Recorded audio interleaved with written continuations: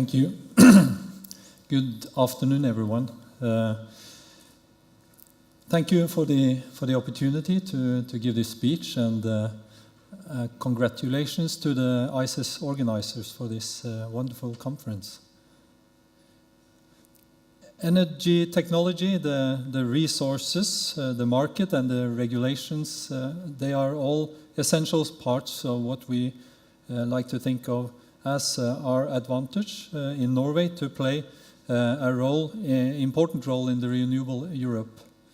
The Research Council supports a lot of research in these fields through our large program EnergiX and through the Centers of Environment-Friendly Energy. So normally I would use an opportunity like this to focus on our programs. At the Students' Conference, it makes more sense to talk about the people, I think. Without skilled people trained in places like the NTNU, the development we wish for is not possible. In the Research Council, we are increasingly aware of the importance of recruitment for energy research and to the occupation and to the occupations where research-based knowledge is necessary. In fact, recruitment is a main issue for energy in our budget proposal for 2014. My main point here today is that we need highly educated people with updated energy skills, at least for 4 reasons. We need them, of course, to do the research and development and to create the new energy industry that we just heard that we need, and to give updated advice to decision makers, of course. And last but not least, we need to communicate the new and sometimes little complicated energy solutions to the public. I'm not here to tell you that we don't need more energy researchers, of course we do, but we also need a lot of people with research-based background in many positions to be part of the energy solution that is actually starting to happen now. So just first to remind us about the challenge that we face.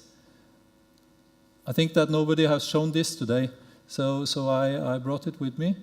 Last week at the conference in Oslo called the Science Days, this was published, and it shows that the atmospheric CO2 has crossed the line of 400 ppm in the atmosphere. This was first measured in Hawaii and has now been confirmed from measurements from Mount Zeppelin at Ny-Ålesund, Svalbard. This rapid increase in the atmospheric CO2 is, of course, really bad news. But a positive look at this rather desperate situation is that it gives you the opportunity for a fun, interesting, and at the same time meaningful career. In my opinion, there has never been a better time to study renewable energy and energy efficiency than right now. And you can, by all appearances, look forward to an exciting career in the coming decades.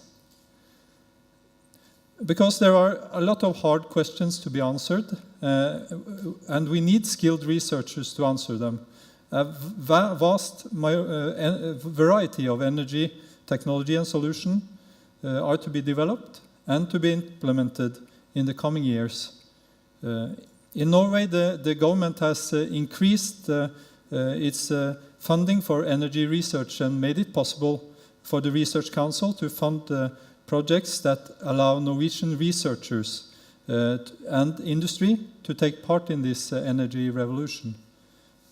The recent evaluation of the large program Renergi and the Centers for Environment-Friendly Energy, the FMEs, show us that the Norwegian researchers are right now giving valuable contributions to the international knowledge pool. So I'm going to give you two examples from two different fields of the energy research that are done in Norway right now. The first one is a project called Towards Carbon Neutral Settlements, Processes, Concept Development and Implementation, where the Faculty of Architecture and Fine Art here at NTNU, our project leader, and SINTEF, the municipality of Trondheim, the city, and several others are partners. The starting point for this project is the vision of a carbon-neutral neighborhood in Trondheim, which combines low energy demand with renewable energy and renewable energy with social, sustainable living conditions. Through common efforts from researchers, politicians, and planners, the visions is set out to be realized in an area called Brøset here in Trondheim. Shown like this. It's a green field, as you see. The project tries to combine a better understanding of social processes, lifestyle issues with improved technology, energy supply systems, and area planning aiming for carbon neutrality. The overall goal is to contribute to the realization of carbon neutral settlements other places in Norway as well. Another example from a quite different field, it's from the CCS world, the carbon capture and storage. All scenarios we have heard today show us that fossil fuels will be necessary in a transition period, and that carbon capture and storage will be needed to avoid the climate effects. Norway has for many years been front-runners in the development of CCS technology. The technology is now available, but not yet cost-effective to be competitive in the current energy market. As we have heard, the European emissions trading system has not been able to give carbon prices that makes CO2 competitive. And compared to renewable energy production, it's probably fair to say that there have been fewer subsidies and incentives for CCS as well. CCS has also had a rather hard time in some European countries due to the lack of public acceptance, which seemed to originate from a rather poor public understanding of what CO2 storage really is. The Research Council, together with the state enterprise Gassnova, has a research and development and demonstration program called CLIMIT. The program has supported several projects aiming at developing more cost-effective CO2 capture technology. And one of them are the Solvit project, shown here, where the Norwegian company Aker has built a mobile test unit. The test unit has been in the US, in Scotland, and in Norway to test the technology on real CO2 emissions from coal and gas-fired power plants. This pilot has resulted in improved CO2 capture technology and, maybe the most important, in cost reduction of the technology. Professor Asgeir Thomasgaard, he presented his study this morning about Norway's role in renewable energy Europe, where he points out the need for long-term political long-term planning and well-functioning markets to make the technological solutions become a reality in society. We know that to avoid crossing the 2-degree target, environment-friendly energy solutions must be implemented in a much faster pace than today. The Research Council recommends that the budget for environment-friendly energy research in Norway is increased, and more candidates with updated research-based knowledge will give us not only more researchers, it will also help us to promote the knowledge-based decision-making in society and to develop the industry that we need. No doubt the decision makers have a demanding task. The transition of the energy system requires deep changes in laws and regulation and the choice of effective incentives and subsidies. Now I have planned for a small side note about subsidies. I'm not going to argue pro or against subsidies in itself. It's a political issue that you have heard discussed here before the break. But I want to point out the paradox that was mentioned by Commissioner Hedegaard. Most countries subsidize renewable energy, and it is generally agreed, I think, that it is necessary for new technology due to market failure. The IEA estimates that renewables received $88 billion in subsidies worldwide in 2011, and that it need to be raised to 240 million in 2035 to reach even the modest climate goals. The paradox is, at the same time, as Commissioner Hedegaard mentioned, fossil fuels are subsidized with more than $500 billion, much of it on coal, actually.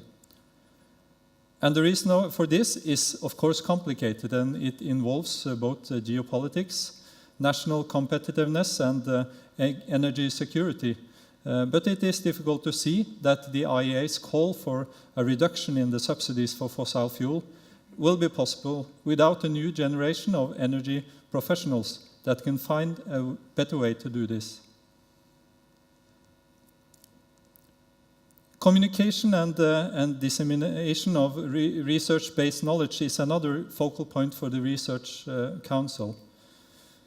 This student conference is probably full of exceptions from the rule, but it is our experience that the best scientists are often better at doing research than at telling people about the results.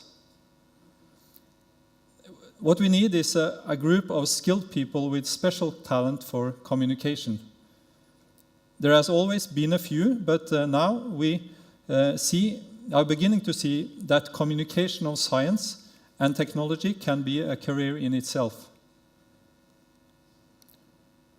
We have probably all seen the programs on Norwegian TV or at the BBC, where scientists like Brian Cox or Andreas Wahl give us insight in complicated questions in an entertaining way.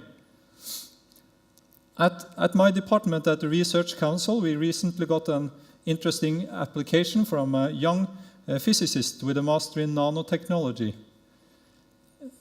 Not for the position as a research advisor, but as a communications officer. He actually stated in his application that he, after his master, had thought that there was a lot of good people doing research, but too few people to communicate the results. Needless to say that we employed him, and that he is now helping us to spread the interest for renewable energy and energy efficiency.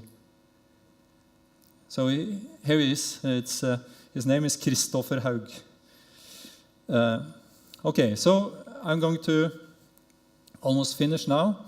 And some of you may, after this, think that I am arguing for that experts should have a more power in society, that we should have a form of technocracy. My point is actually the opposite. Someone have said that democracy is based on the assumption of the enlightened public. It is not coincidental that we all notice that TV debates on energy and climate are full of false arguments and misunderstandings.